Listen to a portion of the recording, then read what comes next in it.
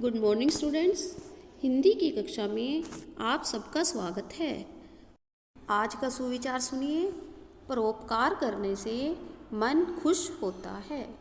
इसका अर्थ है कि अगर हम दूसरों की भलाई करते हैं तो हमारे मन को भी संतुष्टि मिलती है।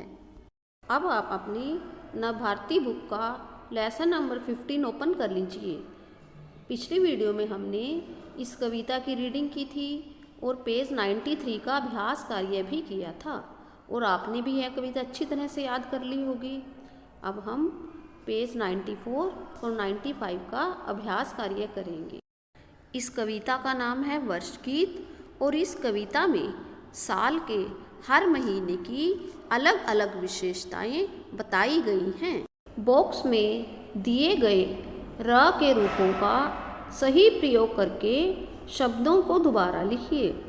देखिए, ये क्वेश्चन करने से पहले मैं आपको र के रेफ और पदेन रूप के बारे में समझाऊंगी। ये देखिए, र के दो रूप। पहला रूप देखिए कौन सा है, रेफ, और दूसरा पदेन। पहले मैं आपको रेफ रूप के बारे में समझाती हूँ। देखिए, रेफ, इसमें र व्यंजन के ऊपर आता है। देखिए इस तरह से। ये कौन सा रूप है र का, रेफ। ये देखिए ऐसे इसको हम किसी व्यंजन के ऊपर लिखते हैं और जब हम बोलते हैं तो हम इसे उस व्यंजन से पहले बोलते हैं, यह जिस व्यंजन के ऊपर लगा होता है। जैसे इसमें देखिए रेफ रूप व के ऊपर लगा है तो हम इसे बोलेंगे पर्वत। क्या बोलेंगे, पर्वत। आगे देखिए, इसमें माँ के ऊपर लगा है तो हम इसे माँ से पहले बोलेंगे। जैसे धर्म, पर्वत, धर्म, गर्व, और ये क्या है, सर।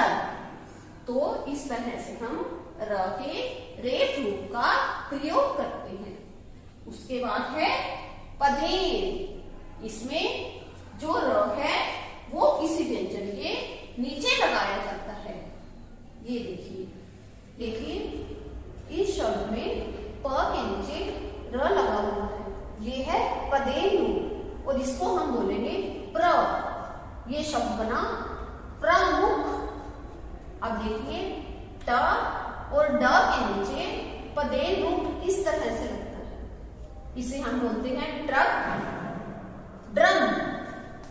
आइए बच्चों, अब हम र के रेफ और पदेन रूप के लिए एक एनिमेशन देखते हैं। स्वर सहित रा का रूप शब्द के शुरू, बीच और अंत कहीं भी आ सकता है। जैसे रजत, हिरण, नजर।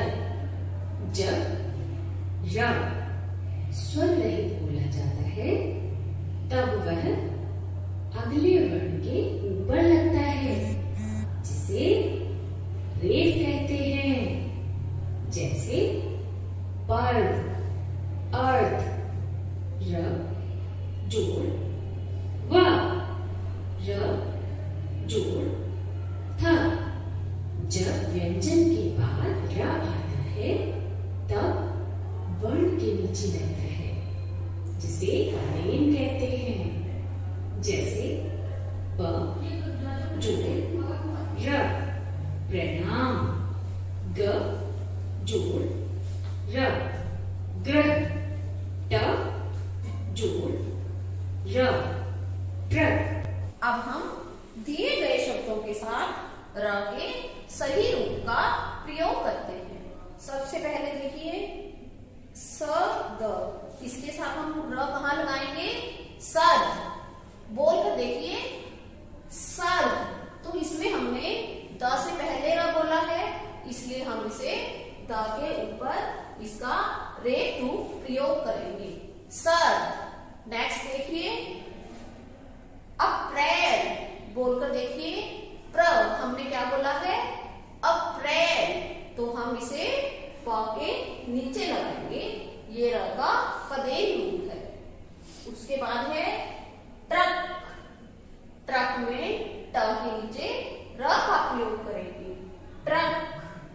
नेक्स्ट शब्द देखिए बर्फ।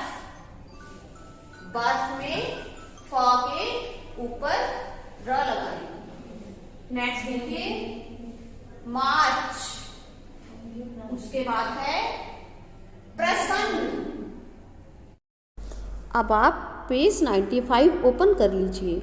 इसमें हमने विलोम शब्दों का मिलान करना है, लेकिन ये क्वेश्चन करने से पहले मैं आपको एक एक्टिविटी करवाती हूँ। आपको ये दो चित्र नजर आ रहे हैं, बताइए पहला चित्र किस चीज का है?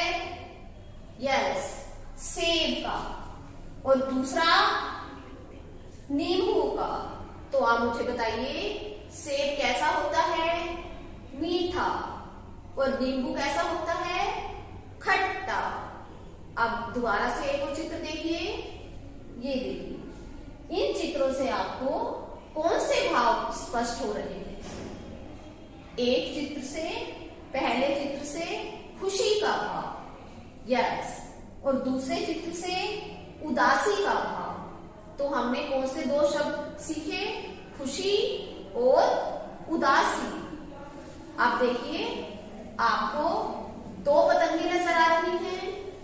एक पतंग कैसी है? छोटी, और दूसरी बड़ी। छोटी बड़ी। अब आप ये छतरी देखिए, पहले चित्र में छतरी कैसी है? सीधी, और दूसरे चित्र में उल्टी।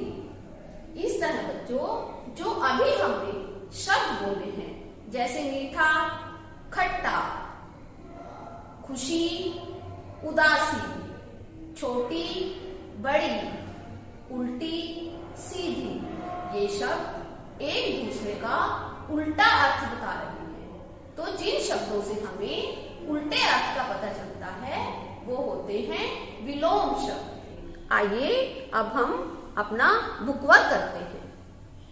पहला शब्द क्या दिया हुआ है? सुखद। सुखद का विलोम शब्द क्या होगा? दुखद।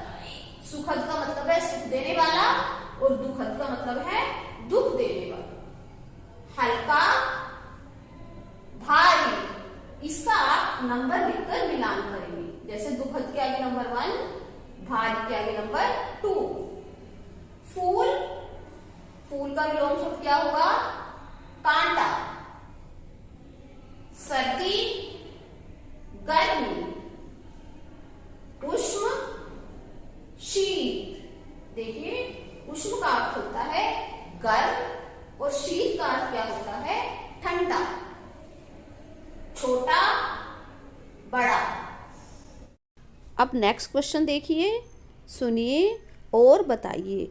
बच्चों जब हम सुनकर किसी बात को समझते हैं तो उसे कहते हैं श्रुत भाव ग्रहण। इस क्वेश्चन में दिया हुआ है, अब आपके सामने अध्यापक या अध्यापिका एक कविता सुनाएंगे, उसे ध्यानपूर्वक सुनकर दिए गए प्रश्नों के उत्तर दीजिए। अब मैं आपको कविता की कुछ पंक्तियाँ और उनके अर्थ समझाऊंगी। आप उसे ध्यान से सुनकर फिर मुझे इन प्रश्नों के उत्तर बताएंगे। पहली लाइन सुनिए। कितना प्यारा देश हमारा, इसे प्रकृति ने खूब संवारा। बच्चों बताइए हमारे देश का क्या नाम है? भारत। हमारा देश बहुत सुंदर है, इसे प्रकृति ने बहुत सुंदर बनाया है। मतलब यहाँ के नदियां, पर्वत, झरने बहुत सुंदर हैं।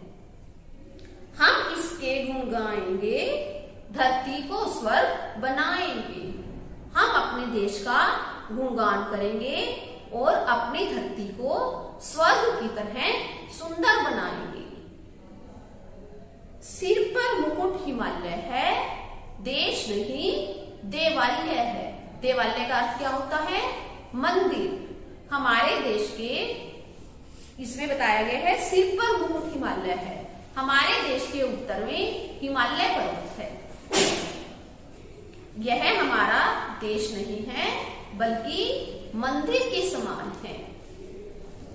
हिंदू, मुस्लिम, सिख, ईसाई सब आपस में भाई भाई। यहाँ पर अलग अलग धर्मों के लोग रहते हैं, हिंदू, मुस्लिम, सिख और ईसाई, लेकिन आपस में वे सब मिलजुल कर भाई भाई की तरह रहते हैं कि सभी धर्मों के लोग आपस में प्रेम भाव से रहते हैं।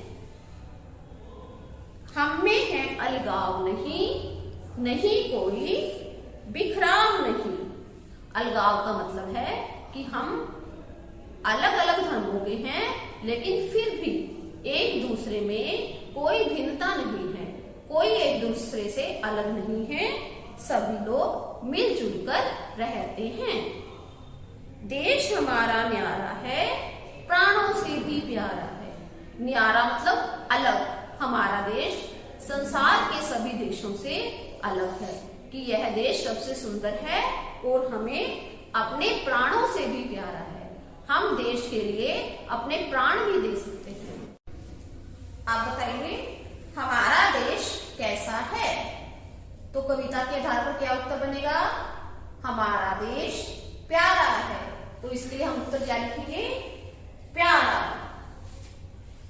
हमने इसका वन वर्ड आंसर भी लिखना है। उसके बाद ख क्वेश्चन देखिए, हमारे देश के सिर पर क्या है? हिमालय रूपी मुकुट। हमारे देश के सिर पर क्या है? हिमालय रूपी मुकुट। थर्ड क्वेश्चन, हमें अपना देश किससे प्यारा लगता है? प्राणों से। इसका आंसर होगा हमें अपना देश प्राणों से प्यारा लगता है। आपस में कौन कौन भाई भाई हैं? बताइए, भाई भाई की तरह कौन कौन लोग रहते हैं? हिंदू, मुस्लिम, सिख, ईसाई। ये इस तरह सभी धर्मों के लोग आपस में मिलजुल कर भाई भाई की तरह रहते। अब अपना होमवर्क सुनिए। आपने एक तो वर्कशीट में आए क्वेश्चन के आंसर लिखकर मेरे पास सेंड करने हैं और आपने लेसन 15 का एक्सरसाइज वर्क भी अच्छी तरह से समझना है। थैंक यू बच्चों।